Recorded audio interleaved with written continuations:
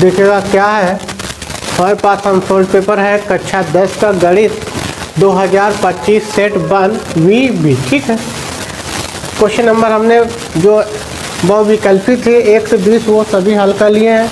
अगला क्वेश्चन हमारा क्या है, 1 है। 1 क्वेश्चन क्या कह रहा है, सभी खंड कीजिए। क्वेश्चन हमको दिया गया है क्या, पहला हमने का क्वेश्चन लिया है, एक लंबवृत्तीय शंकु की ऊंचाई तथा आधार का व्यास क्रमशः 48 सेंटीमीटर एवं 28 सेंटीमीटर है। शंकु का आयतन ज्ञात कीजिए। क्या ज्ञात करना है, शंकु का आयतन। तो हमको क्या दिया, क्या गया है, पहले हम दिया हुआ लिख लेते हैं। दिया है लंबवृत्तीय शंकु है एक, ये हमारे पास एक शंकु है। इस प्रकार से क्या दिया गया बेटा, शंकु।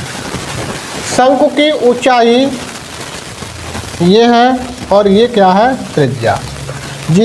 ये पूरा हमारा व्यास है, ये त्रिज्यक ऊंचाई है। तो हमको ऊंचाई दी गई बेटा, क्या दी गई है, ऊंचाई दी गई, शंकु की ऊंचाई, और ये व्यास दिया गया है। क्या दिया गया है, व्यास दिया गया। तो व्यास कितना है, व्यास हमको दिया गया 28 सेंटीमीटर। ठीक है, और ऊंचाई दी गई है कितनी, ये दी गई बेटा 48, तो हम इधर लिख देते हैं 48 सेंटीमीटर ऊंचाई है। ठीक है, तो हम लिख लेते हैं शंकु की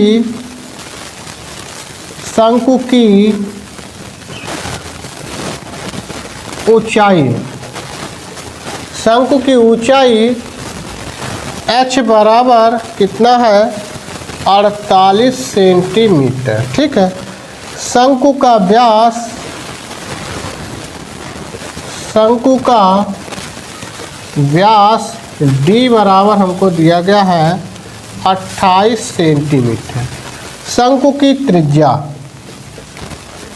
शंकु की त्रिज्या r बराबर क्या होगा बेटा, r बराबर हो जाएगा d/2। मान भर दो, 28/2 कट जाएगा 14 सेंटीमीटर आ जाएगा त्रिज्या इसका। अब शंकु के आयतन का फार्मूला लगा देते हैं। शंकु का आयतन, शंकु का आयतन तो क्या होता है, 1/3 πr² h, ये होता है 1/3 पाई का मान 22/7 लिख लेते हैं, और r का मान है 14 और h का मान है 48। ठीक है बेटा, और r है बेटा 14, स्क्वायर है तो इसको 2 बार लिख लेते हैं 14, और ये है 48। अब यहाँ पे काट दो इसको, तो कितना आएगा, ये 2 आ जाएगा। ठीक है, ये कट जाएगा तो ये आ जाएगा 16। ठीक है, 16 48। अब इसका गुणा कर लो तो 22 दूना 44 होगा, और ये आ जाएगा 14 × 16। गुणा करो इसका तो 16, यहाँ पे गुणा कर दो तो कितना आ जाएगा, 14 चौको 56 का 6, और 14 चौको 56 और 5 कितना होगा बेटा, 61 हो जाएगा। ठीक है, इंटू 16, 16 छंग 96 के 6, और 16 एकम 16, 16 और 9 कितना आ जाएगा बेटा, 25 के 5, और 16 छंग 96, 96 और 2 98। इतना सेंटीमीटर क्यूब इसका क्या हो जाएगा, आयतन होगा। ठीक है बेटा, नोट कर लीजिएगा। देखिएगा क्वेश्चन नंबर हमारा क्या है, खा है। क्या कह रहा है, अभाज्य गुणनखंड विधि द्वारा 96 और 404 का HCF ज्ञात कीजिए। तो गुणनखंड विधि से ज्ञात करना है इसको। तो हल देखिएगा, हल कैसे आप लिखोगे, 96 और 404। अब इसके गुणनखंड कर लो। तो देखिए हम अलग से आपको बता देते हैं क्या है, 96 तो सबसे छोटी संख्या से काट लो। तो 2 से अगर हम विभाजित करेंगे तो 4 आएगा, 8 आ जाएगा। फिर 2 से काटो तो 2 आएगा और कितना आ जाएगा बेटा, 4 आ जाएगा। 2 से फिर विभाजित करो तो 1 आएगा और 2 आ जाएगा। फिर 2 से काटोगे तो कितना, 6 आ जाएगा। फिर 2 से 3 और इसको काटोगे तो 1। अब इसके गुणनखंड लिख लो तो कितना आएगा, 2 इंटू 2 इंटू 2 और 2 इंटू 3, 3 2 5, ठीक है, ये आ गया। अब 404 का देख लो तो 404 का कितना होगा, 404, 2 से काटो तो कितना आएगा, 2 0 2, ठीक है। फिर 2 से काटो, 1 0 1 आएगा। अब ये नहीं कटेगा, ठीक है, तो क्या हो जाएगा, इसको हम लिख सकते हैं 2 इंटू 2 इंटू 101। अब जो HCF हमको चाहिए, क्या चाहिए, HCF। तो HCF जो दोनों कॉमन होंगे वो लिखे जाएंगे। तो कॉमन क्या है, ये है। तो HCF क्या हो जाएगा इसका, HCF हो जाएगा 2 इंटू 2 बराबर 4। तो 96 और 404 का HCF कितना होगा, 4 होगा, ठीक है बेटा, नोट कर लो इसको।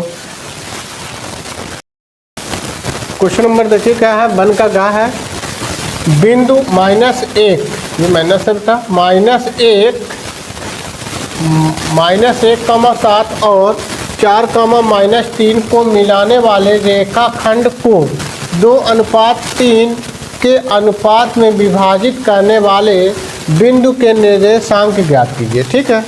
तो हमको क्या दिया गया है, एक रेखाखंड दिया गया। मान लीजिए ये हमारे पास एक रेखाखंड है, इसका बिंदु ये है A और ये क्या है, B है, ठीक है।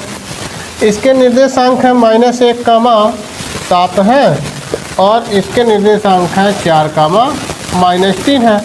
यहाँ पे एक बिंदु है जो इसको क्या कर देता है, 2:3 में विभाजित कर देता है, ये एक बिंदु है, ठीक है। जब ये विभाजित कर देता है तो हमको इस बिंदु के निर्देशांक याद करना है, जिसके निर्देशांक हमने मान लिया क्या है, XY है, ये बिंदु हमने मान लिया C है, ठीक है। तो यहाँ पे पहले बिंदु को लिख लेते हैं। बिंदु हमको दिया गया -1,7 और दिया गया कितना, 4,-3। अब यहाँ पे x1 का मान कितना है, -1 और y1 का मान कितना है, 7 है। x2 का मान है 4 और y2 का मान है -3। अनुपात दिया गया है, m1 का मान है 2, m2 का मान है 3।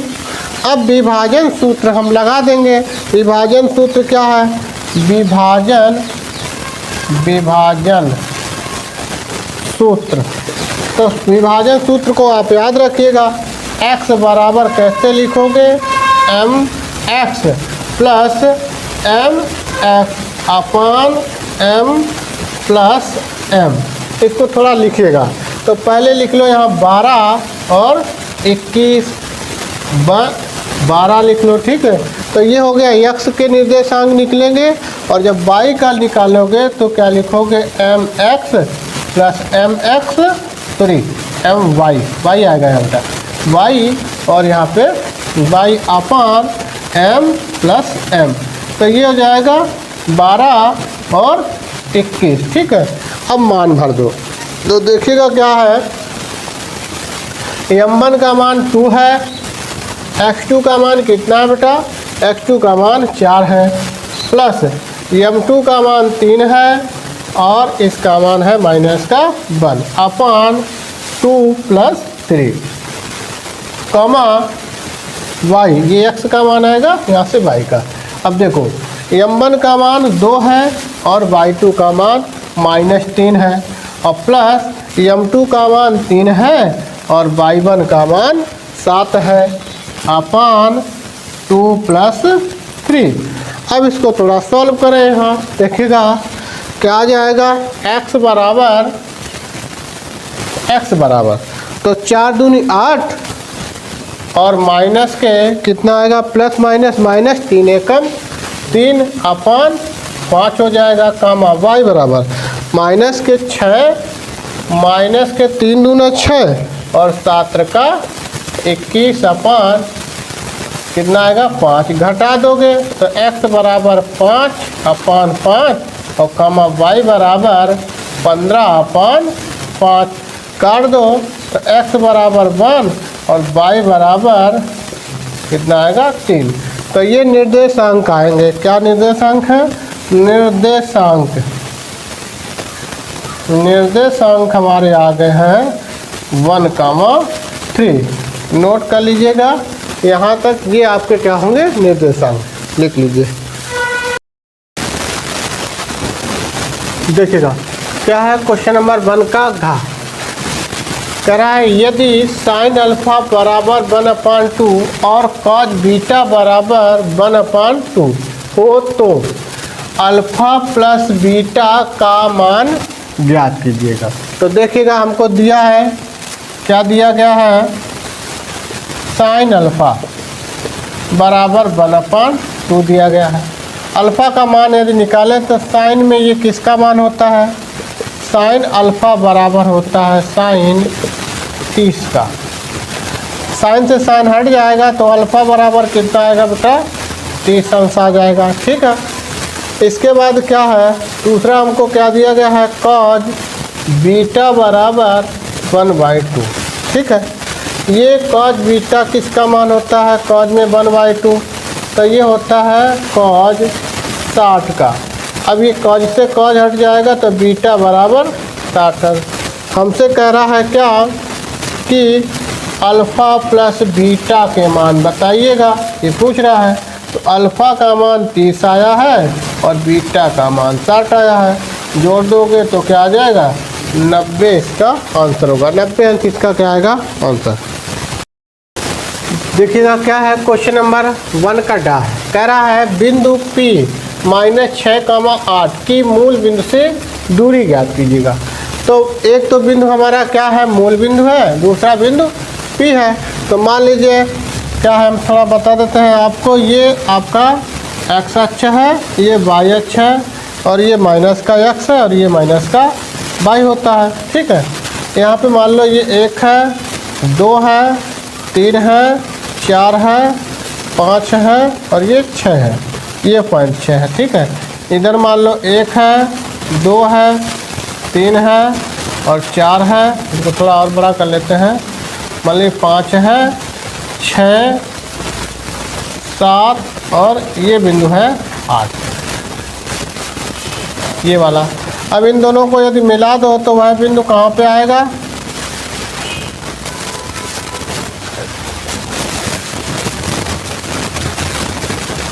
यह बिंदु होगा बेटा। क्या होगा, वह जो बिंदु आएगा, P बिंदु कहाँ पे है, P बिंदु ये है। ठीक, P बिंदु कितना है, -6,8 दिया गया बेटा। और ये हमारा मूल बिंदु है। तो मूल बिंदु क्या है,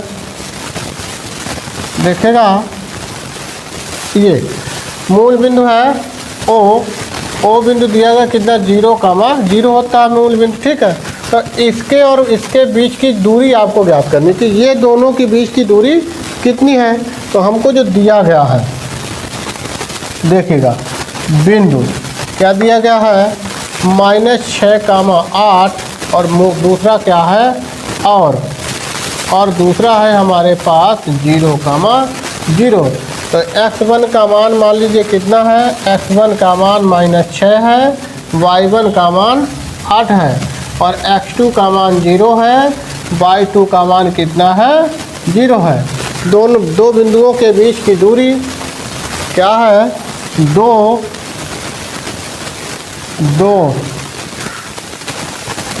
बिंदुओं के बीच की दूरी। तो दूरी का फार्मूला होता है बेटा √ क्या होता है, x1 x2 माइनस x1 का whole square plus y2 minus y1 का होल स्क्वायर। मान भर दो तो क्या है, x2 कितना है हमारे पास बेटा, x2 0 है 0 माइनस 6, तो माइनस ये प्लस हो जाएगा 6 का स्क्वायर और प्लस y2 कितना है बेटा, y2 हमारा मान लीजिए 0 है और y1 कितना है -8 का स्क्वायर। ठीक है, इसको सॉल्व कर लो तो कितना आएगा, ये तो जुड़ेगा तो 6 बचेगा, 6 का वर्ग करोगे 36 होगा, ये क्या आएगा माइनस का आएगा 8, वर्ग कर दोगे तो प्लस का 64 हो जाएगा। दोनों को जोड़ दो तो कितना आएगा बेटा 100 हो जाएगा, और 100 का जब वर्गमूल लोगे तो कितना आएगा 10 आ जाएगा। तो दोनों के बीच की दूरी कितनी है 10 मात्रक है। ठीक है, ये आपकी दूरी हो गई। लिख लीजिए क्या है, क्वेश्चन नंबर 1 का क्या है, सिद्ध कीजिए कि cot a minus cos a upon cot a plus cos a बराबर cosec a minus 1 upon cosec a plus 1। ये हमको प्रूफ करना है। तो देखिएगा प्रूफ करते हैं। प्रूफ हमको क्वेश्चन क्या दिया गया है, cot a minus cos a upon cot a plus cos a बराबर cosec a minus 1 upon cosec a plus 1। Left hand side ले लेते हैं। Left hand side cot a minus cos a upon cot a plus cos a। अब देखिएगा cot a को हम क्या लिख सकते हैं, चूँकि cot a बराबर होता है cos a plus upon sin a, ये होता है बेटा sin a। इस मान को यहाँ पे भर दें तो क्या आएगा cos a upon sin a minus cos a, और पूरे के अपान में क्या है देखिएगा, इसका cot का मान भरो तो cos a upon sin a plus cos a। अब यहाँ पे क्या है बेटा देखिएगा, cos a हमारा ऊपर से कॉमन है, नीचे से भी कॉमन है, तो cos a को हमने क्या कर लिया, कॉमन कर लिया cos a। 1 अपान बचेगा sin a माइनस 1 अपान, यहाँ से भी cos कॉमन कर लिया cos a, तो बचेगा कितना 1 अपान sin a और प्लस 1। ठीक है, cos से cos कट जाएगा। अब देखिएगा 1 अपान साइन, तो इसको हम कॉसिक ए बराबर लिख सकते हैं 1 अपान साइन ए। ठीक है, 1 अपान साइन लिखा है तो इसको हम क्या लिख सकते हैं बेटा, इसको हम लिख सकते हैं